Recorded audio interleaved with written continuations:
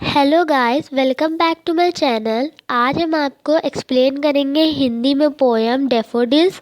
अगर आपको मेरा एक्सप्लेनेशन अच्छा लगे तो मेरे चैनल को सब्सक्राइब, मेरी वीडियो को लाइक और शेयर करिएगा।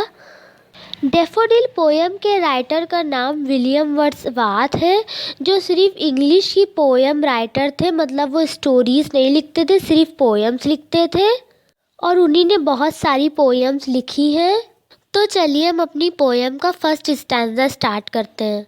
फर्स्ट स्टैंजा में पोएट कहते हैं कि वो अपने काम से फ्री होकर, मतलब अपने सारे काम कर कर एक दिन की छुट्टी मनाने के लिए वो हिल पर गए थे, नदी के पास।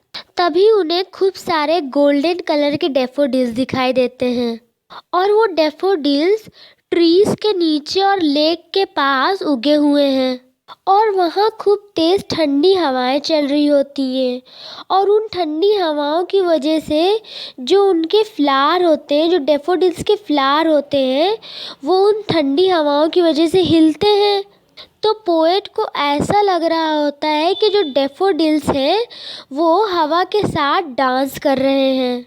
और वो जो खूबसूरत था डैफोडिल्स का सीन जो होता है, वो पोएट अपने माइंड में कैप्चर कर लेते हैं।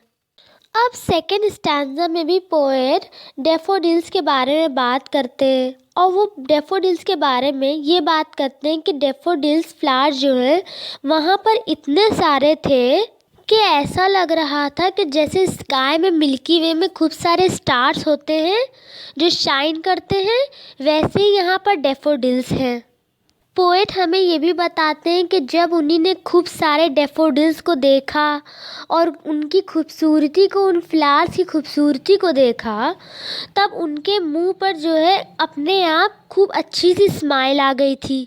जो डैफोडिल्स फ्लावर होते हैं वो नदी के पास उगे हुए होते हैं और उनकी कोई एंडलेस लाइन नहीं होती है। मतलब ये नहीं पता होता है कि वो कहाँ पर उगना ख़त्म हुए हैं और वो बहुत सारे उगे हुए होते हैं।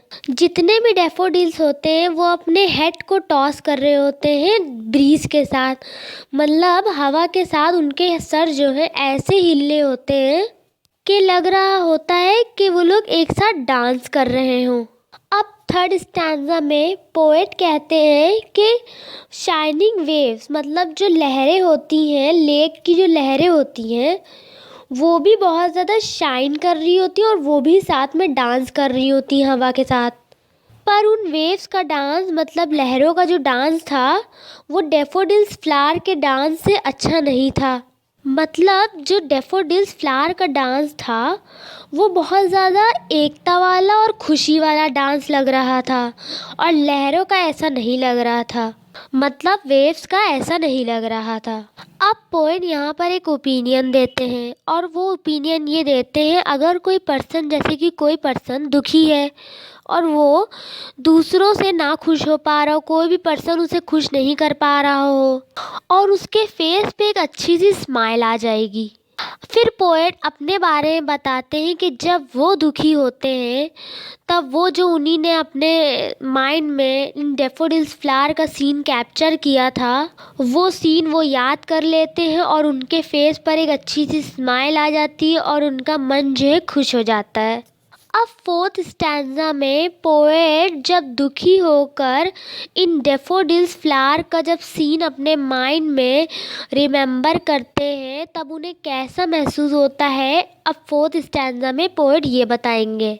पोएट कहते हैं जब उन्हीं ने एक दफ़ा अपने कोच से, अपने जो ट्रेनिंग कोच हैं उनसे झूठ बोला, जब उन्हें डांट पड़ी और वो गुस्सा हो गए, उनका जो वो दुखी हो गए, वो सैड हो गए, और जब उन्हीं ने ब्यूटीफुल फ्लावर डैफोडिल्स का सीन अपने माइंड में रिमेंबर किया, तब उनके फेस पे एक अच्छी सी स्माइल आ गई और उनके जो मन है वो खुश हो गया और उनकी बहुत सारी मेमोरी उनके माइंड में थी डैफोडिल्स के साथ, कि वो डैफोडिल्स कैसे ब्रीज के साथ, हवा के साथ नाच रहे, डांस कर रहे हैं।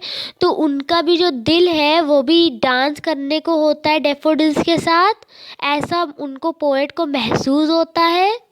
पोएट ये कहते हैं कि जब हम लोग गुस्से में होते हैं और डिप्रेस मूड में होते हैं, तब नेचर के पास पावर होती है कि वो हमें मेलनकोली मूड से, मतलब गुस्से के मूड से और डिप्रेस मूड से निकाल कर हैप्पी मूड में ला दे। पोएट जब भी अपनी ओल्ड मेमोरीज डैफोडिल्स के फ्लावर के साथ रिमेम्बर करते हैं, याद करते हैं, तब उनके फेस पे एक अच्छी सी स्माइल आ जाती है और वो बहुत रिलैक्स और फ्रेश फील करते हैं।